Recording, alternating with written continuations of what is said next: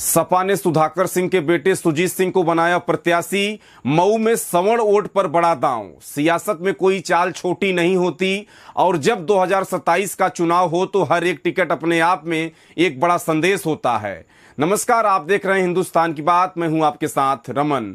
मऊ की राजनीति में इस वक्त सबसे बड़ी खबर सामने आई है।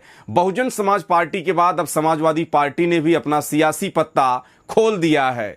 समाजवादी पार्टी ने घोसी विधानसभा सीट से पूर्व विधायक और वरिष्ठ सपा नेता रहे स्वर्गीय सुधाकर सिंह के बेटे सुजीत सिंह को अपना प्रत्याशी बनाया है।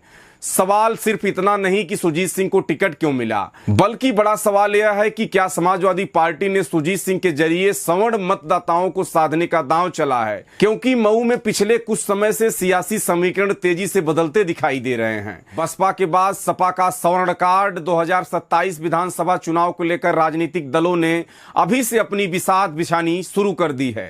एक तरफ बहुजन समाज पार्टी मऊ की 2 विधानसभा सीटों पर अपने प्रत्याशी घोषित किए हैं, जिसमें दलित और सवर्ण सामाजिक समीकरण को साधने की कोशिश दिखाई दे रही है। वहीं अब समाजवादी पार्टी ने घोसी से सुजीत सिंह को मैदान में उतारकर एक साथ कई संदेश देने की कोशिश की है।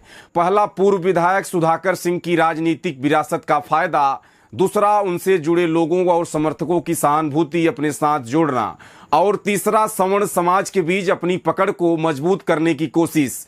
कहते हैं राजनीति में वक्त से पहले और किस्मत से ज्यादा किसी को कुछ नहीं मिलता, लेकिन चुनावी राजनीति में सही समय पर चली गई चाल कई बार पूरा खेल जरूर बदल देती है। सवर्ण वोटरों में नाराजगी की चर्चा क्यों? हिंदुस्तान की बात न्यूज की रिपोर्ट के मुताबिक मऊ अलग अलग विधानसभा क्षेत्रों में सवर्ण मतदाताओं के बीच राजनीतिक चर्चा की गई। इस दौरान एक मुद्दा बार बार सामने आया, यूजीसी से जुड़ा मुद्दा। रिपोर्ट के मुताबिक कुछ सवर्ण मतदाताओं को लेकर इसकी नाराजगी और असहजता दिखाई दी। कुछ मतदाताओं का कहना था कि चुनाव के समय अभी राजनीतिक दल उनके हित की बात करते हैं, लेकिन चुनाव खत्म होने के बाद उनकी समस्याओं पर ध्यान नहीं दिया जाता।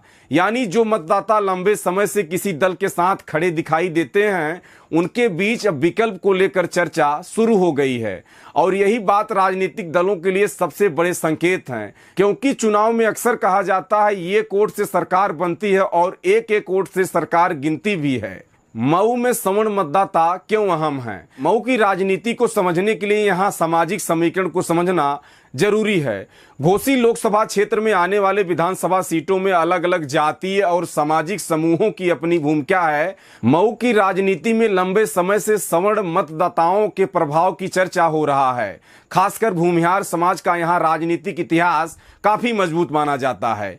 मऊ की विकास की चर्चा होती है तो पूर्व केंद्रीय मंत्री स्वर्गीय कल्पनाथ राय का नाम आज भी लिया जाता है। यही वजह है कि मऊ के सवर्ण मतदाताओं का रुख कोई भी राजनीतिक दल हल्के में नहीं लेना चाहता।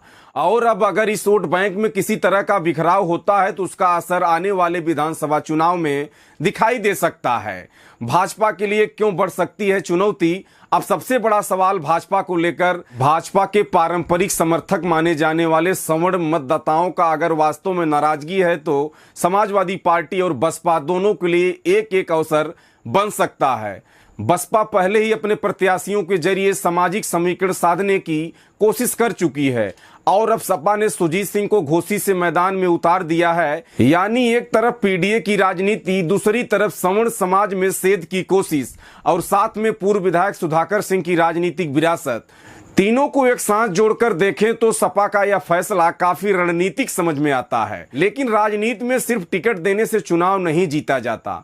मैदान में उतरने के बाद असली परीक्षा शुरू होती है। मऊ की जनता क्या करेगी? अब सबसे बड़ा सवाल यही है।